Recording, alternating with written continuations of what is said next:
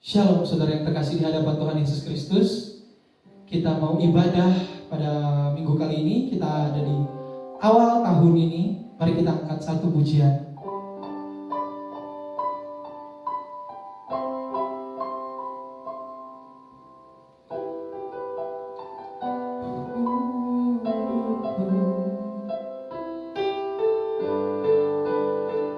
Bapa kau setia.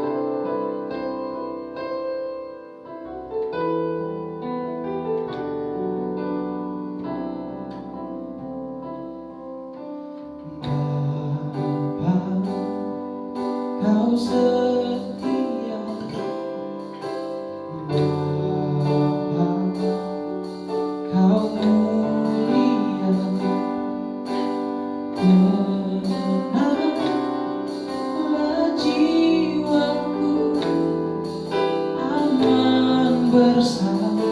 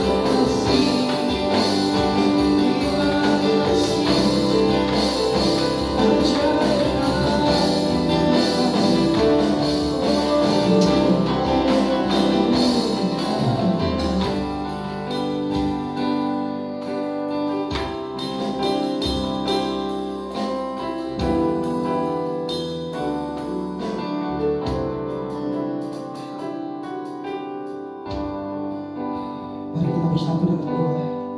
Bapa dalam surga, Bapa dalam nama Tuhan Yesus Kristus, terima kasih Tuhan untuk waktu dan tempat ini, untuk kami bisa ibadah raya Tuhan, di hari yang baru Tuhan, di tahun yang baru ini Tuhan. Berkati kami, berikan kami semangat baru Tuhan. Terima kasih Tuhan. Dan juga Tuhan, berkati ibadah kami dari awal, pertengahan sampai pada akhirnya. Kau urapi semua Tuhan yang ada di dalam, yang ikut campur tangan di dalam ibadah kami pada kali ini Tuhan. Berkati saudara-saudara kami yang ada di rumah Tuhan, yang menyaksikan ibadah ini di rumah Tuhan. Kiranya Kau bisa memberi Roh Kudus-Mu ke tiap-tiap rumah Tuhan. Dan juga Tuhan, terima kasih Tuhan untuk ibadah kita kali ini di tahun yang baru ini Tuhan. Kami sudah berdoa dan mengucap syukur. Haleluya. Amin. Shalom saudara. Dengan semangat baru ini, mari kita angkat satu pujian, terima sukacita surga. Mari kita bangkit berdiri saudara.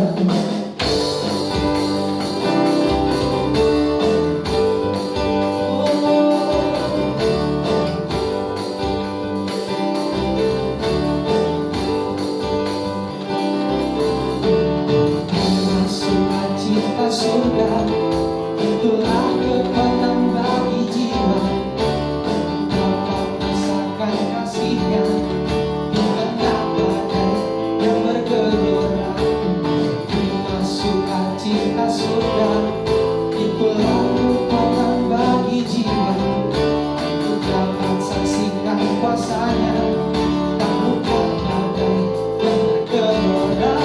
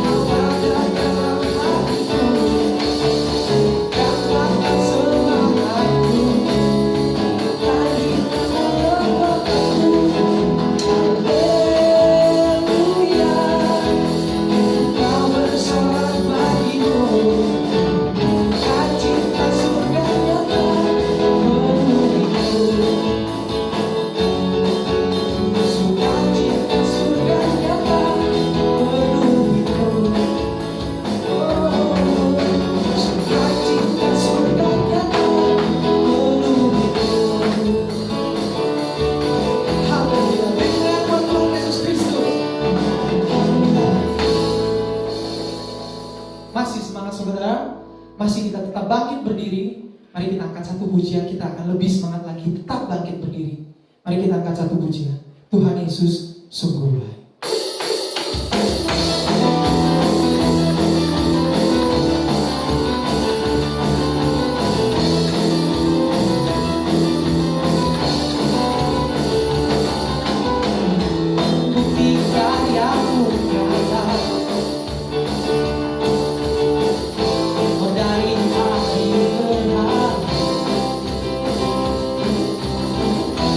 Besar cinta-Mu nyata.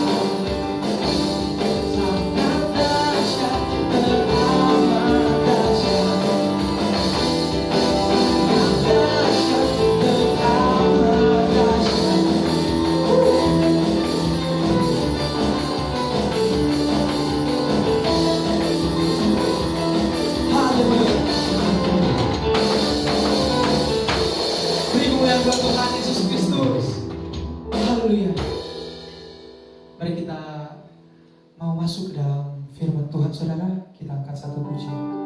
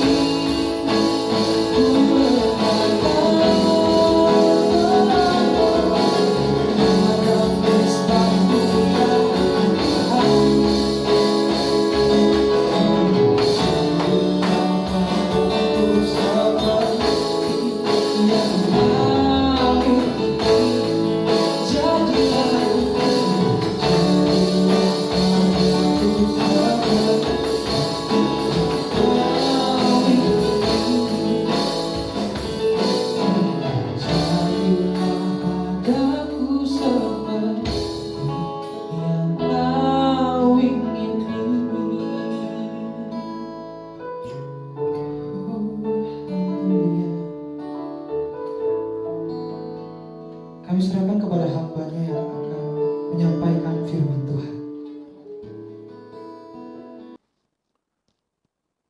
Mari kita satukan hati di dalam doa.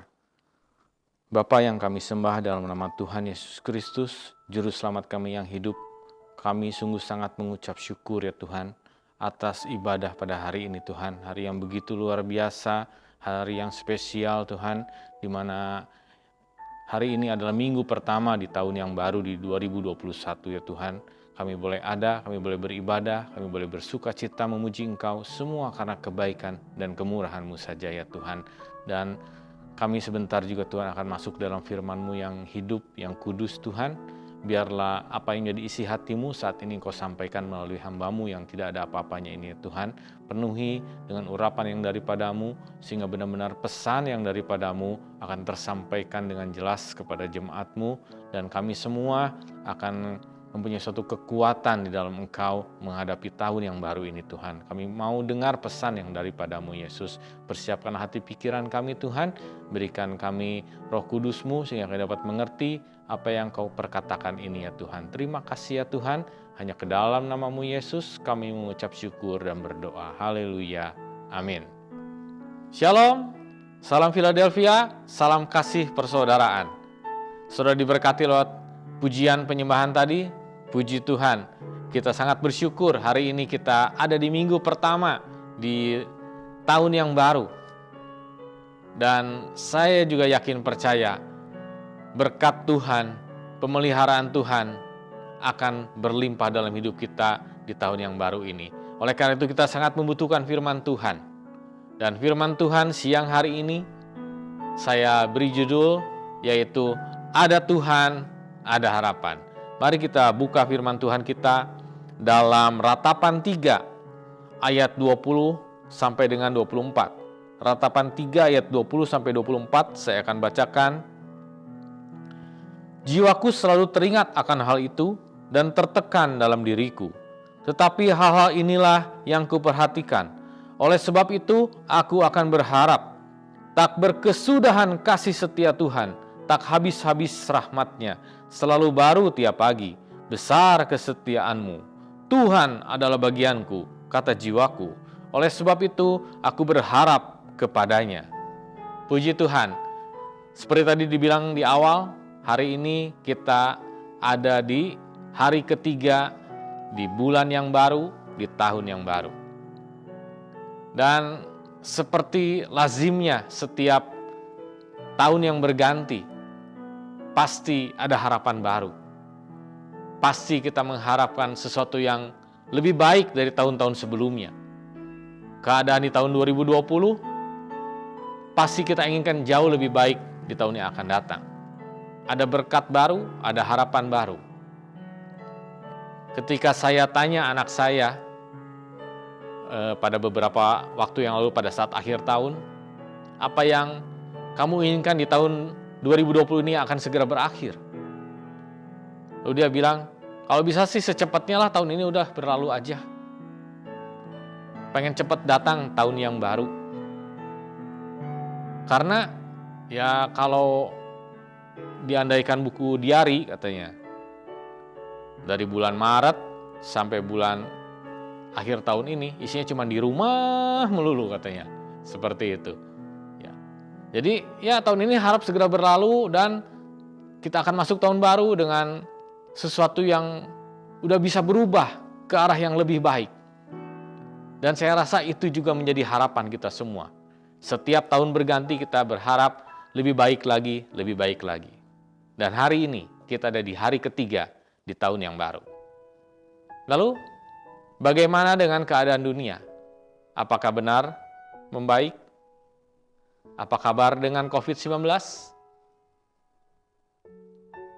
Vaksinasi yang katanya akan segera dilakukan, belum juga sampai vaksinasinya dan belum juga teruji secara benar-benar sukses. Apakah benar-benar bisa menanggulangi virus COVID-19 ini? Tiba-tiba kita mendengar sebuah berita bahwa sudah muncul lagi mutasi jenis virus yang baru.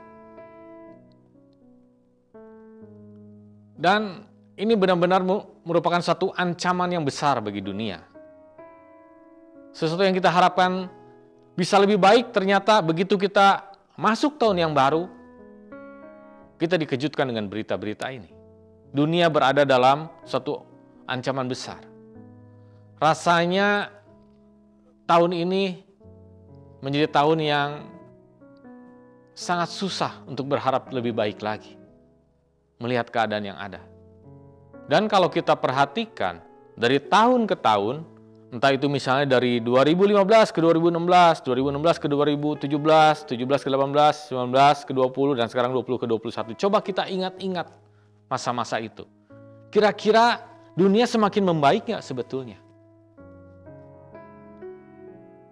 Firman Tuhan berkata dalam 1 Yohanes 2 ayat yang ke-17, bahwa dunia ini sedang lenyap dengan segala keinginannya. Jadi kalau mau jujur, melihat keadaan dunia saat ini, melihat kondisi yang terjadi sekarang ini, kita berada pada suatu dunia yang tidak bisa diharapkan. Tidak ada harapan. Itulah yang terjadi, itulah realitas yang ada. Tapi ayat firman Tuhan yang tadi kita baca dalam Ratapan 3, ayat yang ke-24, coba perhatikan. Di situ dikatakan, Tuhan adalah bagianku, kata jiwaku. Oleh sebab itu aku berharap kepadanya. Jadi ayat ini mengatakan bahwa Tuhan adalah bagianku. Ada Tuhan. Oleh sebab itu masih bisa berharap, masih ada harapan. Ada Tuhan, ada harapan. Mungkin saudara berpikir, tapi itu kan perjanjian lama, Pak. Itu masa yang masih dahulu kala itu, purbakala. Dunia belum seperti ini. Orang-orangnya tidak sebanyak saat ini. Sekarang dunia semakin kompleks. Ada COVID lagi ditambah. Tapi mari kita perhatikan. Kitab Ratapan ini muncul karena apa? Dalam keadaan yang seperti apa? Kita lihat latar belakang dari Kitab Ratapan ini. Kitab Ratapan ditulis oleh Nabi Yeremia. Dan pada saat Yeremia menulis itu, bangsa Yehuda, bangsanya sendiri, sedang ada dalam masa pembuangan di Babel. Sebuah keadaan yang hancur lebur. Mereka tidak lagi punya tanah air. Yerusalem sebagai kota yang mereka sangat banggakan, sebagai negara yang mereka sangat banggakan bagi bangsa Yehuda, diserbu masuk dan ditindas oleh bangsa Babel. Dihancurkan bahkan bait Allah yang mereka sangat bangga-banggakan. Bait Salomo itu yang dibangun oleh Salomo. Diratakan dengan tanah. Dan segala perabot-perabot yang terbuat dari emas dan berbagai barang-barang berharga semuanya diangkut ke Babel. Dan penduduk Yehuda dicerai-beraikan semuanya. Ada yang dibawa, sebagian besar dibawa, ditawan ke Babel, dijadikan budak di sana. Jadi mereka tidak punya masa depan, tidak punya tanah air, dan mereka tidak bisa kemana-mana. Di lockdown, kalau bahasa sekarangnya itu, di Babel. Ketika itulah Yeremia menulis Kitab Ratapan ini. Dan ditambah bahwa Yeremia itu tahu Tuhan berkata kepadanya, apa yang dialami oleh bangsa Yehuda itu akan terjadi selama 70 tahun. Dalam Yeremia 25 ayat yang ke-11. Dikatakan, maka seluruh negeri ini akan menjadi reruntuhan dan ketandusan. Dan bangsa-bangsa ini akan menjadi hamba kepada Raja Babel 70 tahun lamanya.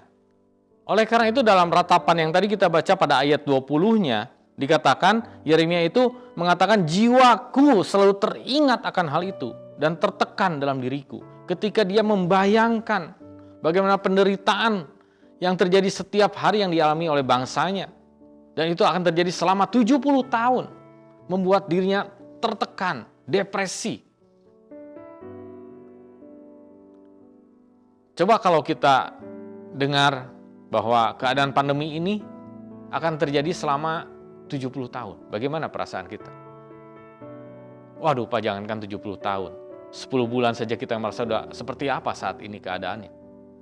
Kita pernah mengalami masa lockdown di bulan 4 atau bulan 5. Bagaimana kita kesulitannya pada saat itu.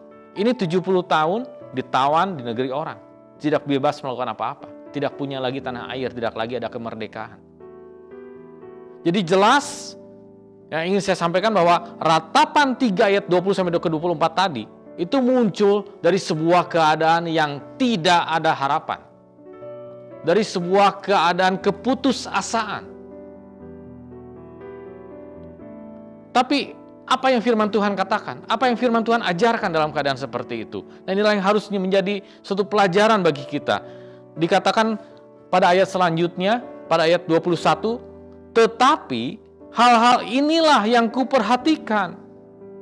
Oleh sebab itu aku akan berharap.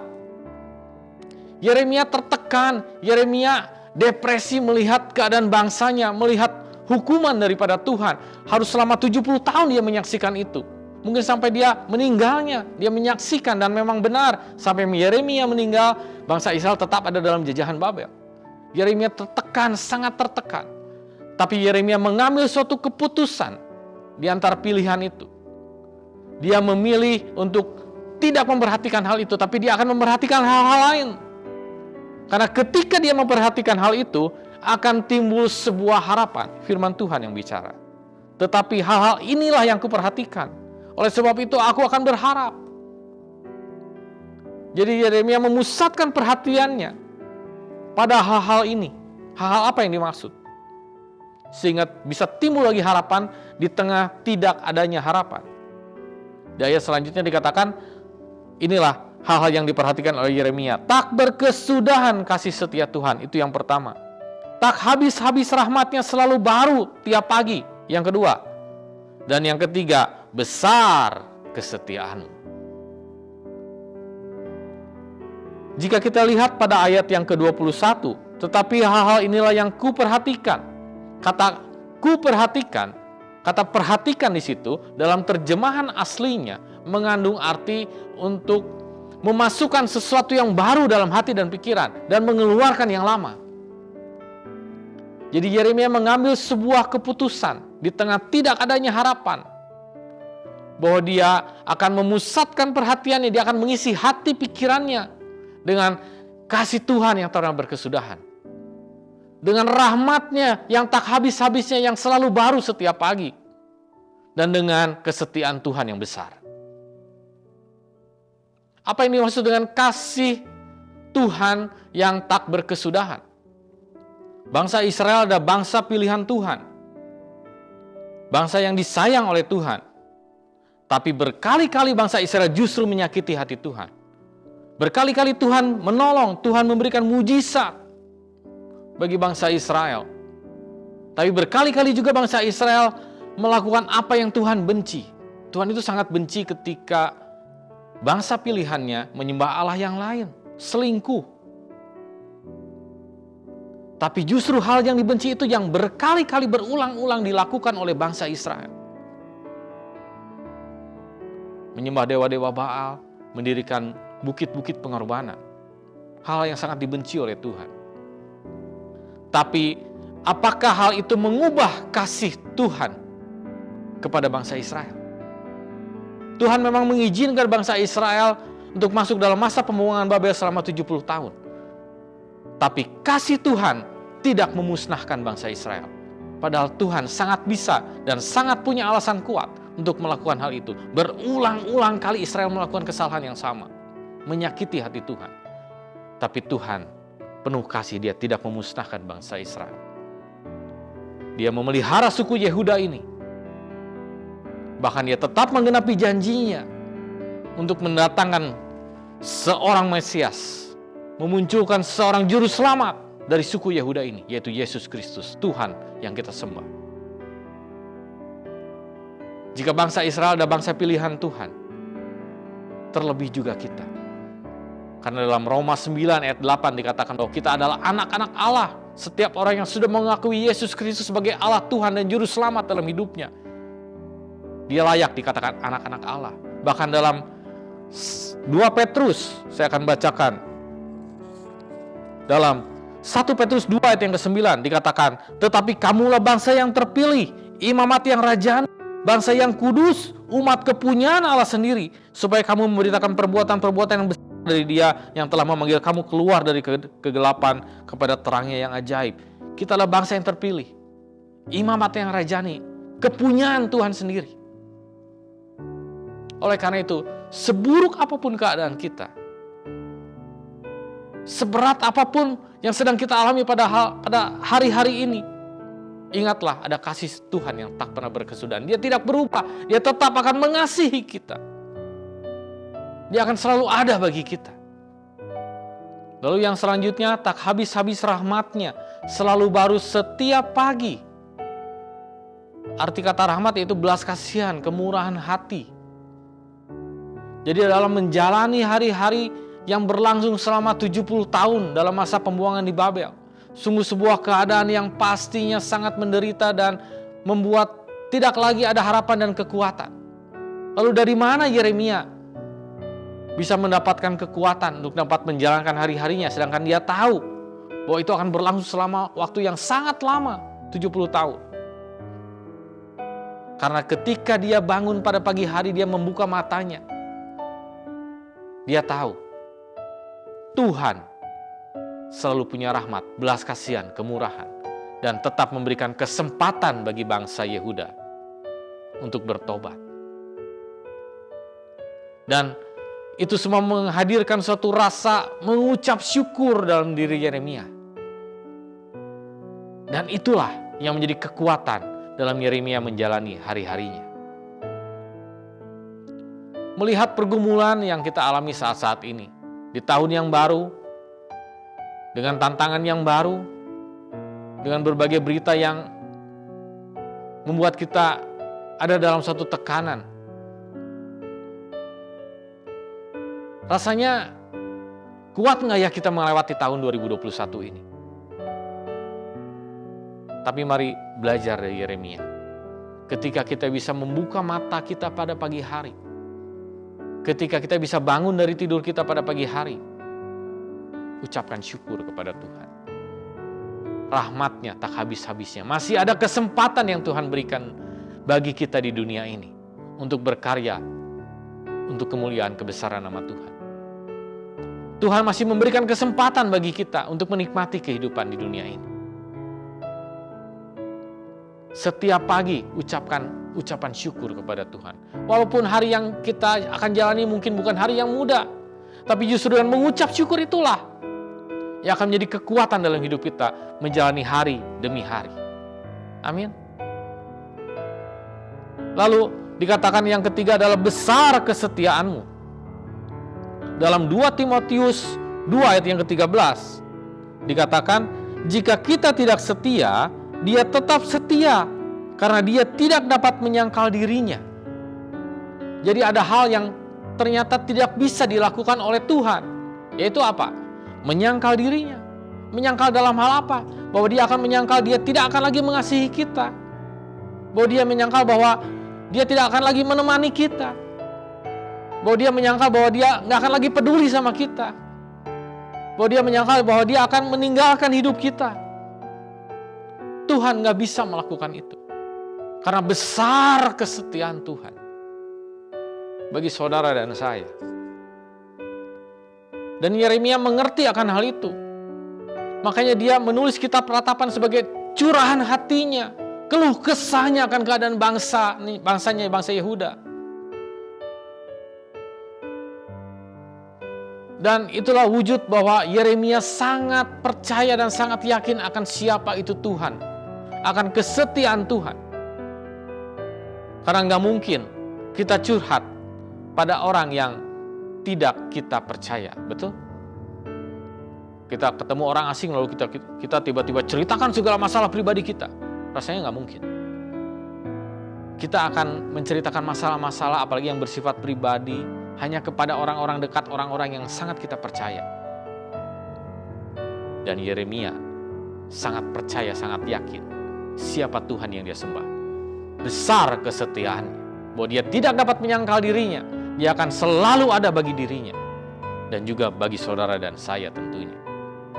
Jadi setiap pergumulan, setiap permasalahan, jadikan Tuhan sebagai satu-satunya sumber curahan hati kita.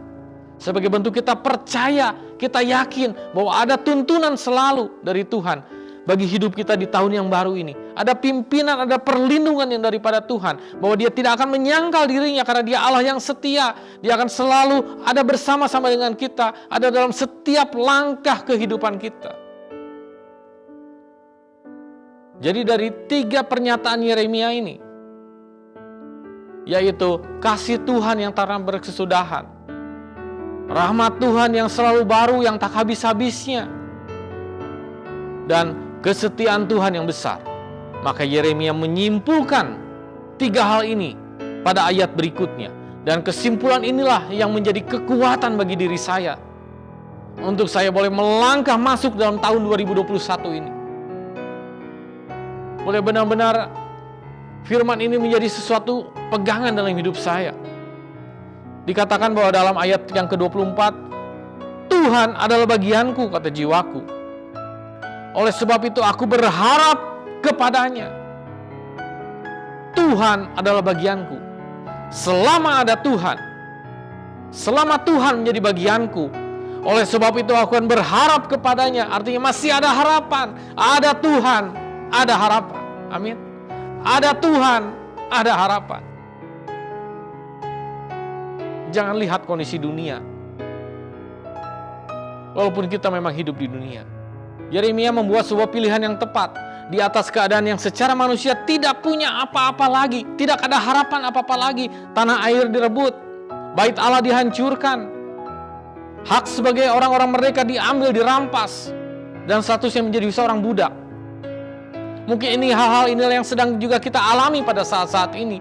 Ada yang hilang pekerjaan, ada yang hilang usaha, ada yang rumah tangga yang sedang tergoncang, ada ekonomi yang sedang tergoncang, ada yang sedang mengalami sakit penyakit. Di atas segala keadaan yang tidak lagi ada harapan, di atas segala keadaan yang sedang gelap ini, mari kita ambil satu keputusan yang tepat. Isi hati pikiran kita selalu, perhatikan seperti Yeremia memperhatikan hal-hal, yaitu kasih Tuhan yang tak pernah berkesudahan, rahmat Tuhan yang selalu baru setiap pagi, yang tak habis-habisnya bagi kita, dan juga kesetiaan Tuhan yang besar. Sehingga saudara dan saya dalam keadaan dunia yang seburuk apapun, tapi kita yakin percaya selama ada Tuhan, harapan itu pasti ada. Amin. Sebentar kita akan masuk dalam perjamuan yang kudus. Mari jadikan ini sebagai langkah awal iman kita, sebagai pernyataan iman percaya kita bahwa bersama Yesus kita akan cakap menanggung segala perkara di tahun yang baru ini. Amin. Mari jemaat Tuhan, saya undang saudara untuk bangkit berdiri.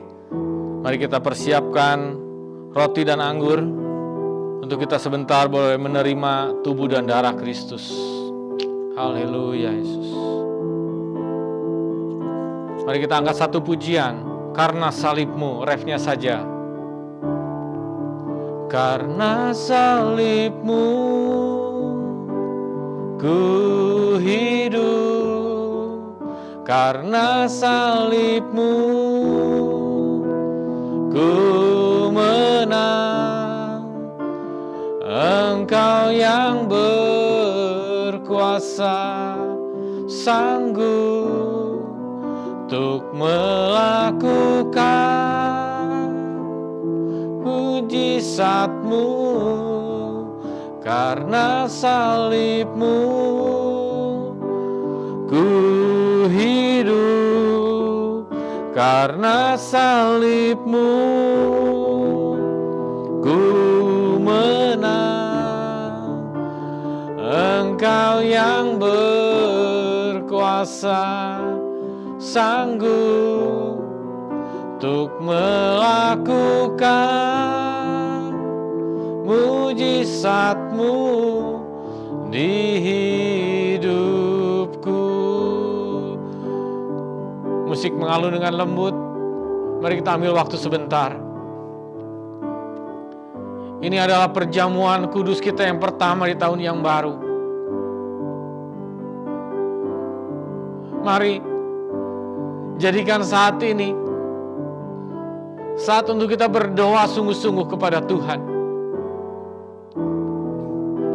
Mau melangkah di tahun yang baru, di tengah keadaan dunia yang penuh dengan tidak kepastian ini, di tengah keadaan dunia yang sepertinya tidak lagi ada harapan. Mari saya undang saudara untuk angkat tangan yang berisi tubuh Kristus sebagai bentuk bahwa kita sangat-sangat membutuhkan Tuhan di tahun yang baru. Kita tidak mampu berjalan sendiri di tengah dunia yang semakin gelap ini. Tapi kita percaya melalui persekutuan dengan tubuh dan darah Kristus, inilah kekuatan kita, inilah harapan kita. Sebab kasih-Nya tak pernah berkesudahan, rahmat-Nya selalu baru, dan kesetiaan-Nya sungguh besar bagi hidup saudara dan saya.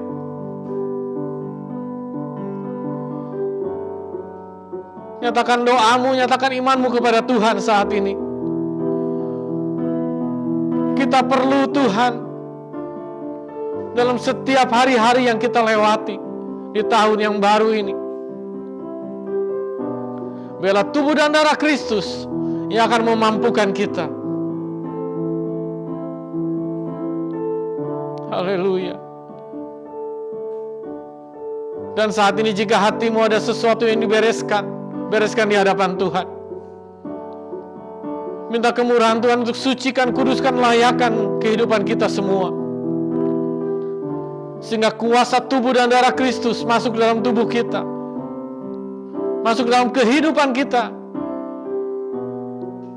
dan menjadikan kita kuat, menjadikan kita diberkati di tahun yang baru ini. Terima kasih ya Tuhan, terima kasih Yesus. Mari jemaat Tuhan, dengar firman Tuhan yang datang kepadamu.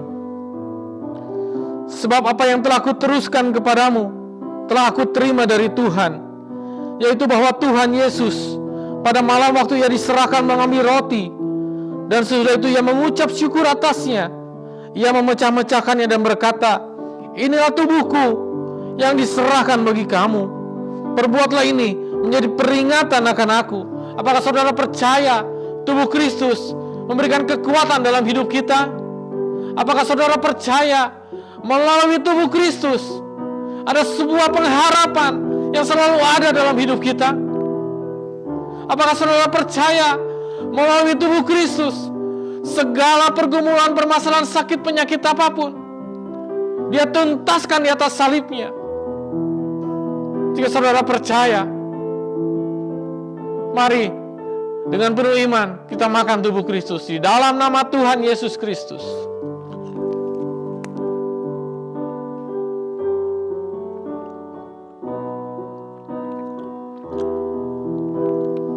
Angkat cawan berisi darah Kristus dan terimalah firman Tuhan yang datang kepadamu. Demikianlah juga Ia mengambil cawan sesudah makan lalu berkata, cawan ini adalah perjanjian baru yang dimeteraikan oleh darahku. Perbuatlah ini setiap kali kamu meminumnya menjadi peringatan akan aku. Sebab setiap kali kamu makan roti ini dan minum cawan ini, kamu memberitakan kematian Tuhan sampai Ia datang. Apakah saudara percaya darah Kristus sanggup menyucikan, menguduskan seluruh kehidupanmu? Apakah saudara percaya darah Kristus berkuasa untuk menyembuhkan segala sakit penyakitmu, melepaskan segala ikatan-ikatan dosa, dan membereskan segala hal dalam hidupmu? Jika saudara percaya, mari kita minum darah Kristus dalam nama Tuhan Yesus Kristus. Haleluya Yesus. Haleluya Yesus. Syukur kepadamu Tuhan buat semua kasih karunia, buat semua kebaikan kemurahan-Mu Tuhan. Sehingga di minggu pertama di tahun yang baru ini kami boleh menikmati berkat tubuh dan darah Kristus yang sudah masuk dalam kehidupan kami. Kami percaya itulah kekuatan kami, itulah pengharapan kami. Terima kasih Yesus, terima kasih atas semua janji dan setiamu dalam hidup kami. Kami tidak perlu khawatir lagi, kami tidak akan takut lagi, tapi kami boleh tetap yakin percaya selama ada Tuhan, harapan itu selalu ada, kekuatan itu selalu Engkau akan berikan dalam hidup kami. Terima kasih Yesus, terima kasih ya Tuhan. Menyerahkan seluruh jemaat-jemaat-Mu di GSPDI Philadelphia Immanuel Cimahi ini, dan juga seluruh orang yang sedang mengikuti ibadah online ini. Biarlah kasih karunia-Mu nyata dalam kehidupan kami semua. Di tahun yang baru ini, biarlah berkat-Mu sungguh nyata dalam kehidupan kami. Di tengah situasi dunia yang masih sulit ini, kami tetap yakin percaya Engkau ada bersama kami. Apapun yang kami kerjakan, dimanapun kami berada, biarlah berkat yang daripada-Mu, kuasa yang daripada-Mu selalu menyertai kehidupan kami. Terima kasih ya Tuhan, terima kasih Yesus. Memberkati Bapa Gembala dan Ibu Gembala kami dengan berkat yang daripada-Mu ya Tuhan. Biarlah mereka dalam masa tua mereka menikmati segala kebaikan kemurahan-Mu Tuhan. Dan sukacita, kekuatan, kesehatan, umur panjang Kau limpahkan dalam kehidupan mereka. Juga kami berdoa ya Tuhan, untuk setiap jemaat-Mu yang ada dalam pergumulan, permasalahan, baik yang sedang mencari kerja, ataupun yang akan memulai sebuah usaha, Engkau tolong berikan jalan keluar ya Tuhan. Kami percaya kami adalah anak-anak-Mu, dan kami selalu akan dicukupkan setiap kebutuhan kami. Yang ada dalam permasalahan ekonomi, Engkau berikan jalan keluar ya Tuhan. Engkau berikan pertolongan. Yang sedang dalam masalah sakit penyakit, biarlah mujizat-Mu melalui bilur-bilur-Mu, melalui tubuh dan darah Kristus akan menyembuhkan sempurna ya Tuhan. Terima kasih Yesus, terima kasih Tuhan. Dan juga kami berdoa terus Tuhan untuk bangsa dan negara kami. Biar Engkau memberkati bangsa Indonesia. Kota di mana kami tinggal juga Engkau berkati. Angkat segala wabah pandemi ini. Dan kami percaya Tuhan, kemurahan-Mu ada dalam bangsa Indonesia. Kau mengembalikan lagi kembali ya Tuhan, keadaan ini menjadi keadaan yang normal kembali. Terima kasih Yesus, terima kasih ya Tuhan. Sebentar kami akan berpisah satu sama lain, dan kami mau mengangkat tangan kami mau terima berkat yang daripada-Mu. Mari jemaat Tuhan, angkat tanganmu dan terimalah berkat yang daripada Tuhan. Diberkatilah engkau dalam setiap usahamu, dalam setiap pekerjaanmu. Diberkatilah engkau dalam rumah tanggamu. Diberkatilah engkau dalam keluargamu. Hiduplah dan berjalanlah dalam anugerah Allah Bapa, kasih sayang Yesus Kristus, dalam persekutuan dengan Roh Kudus, mulai saat ini sampai Maranatha, sampai Yesus datang kedua kembali. Mari semua orang percaya bersama kita katakan amin. Puji Tuhan.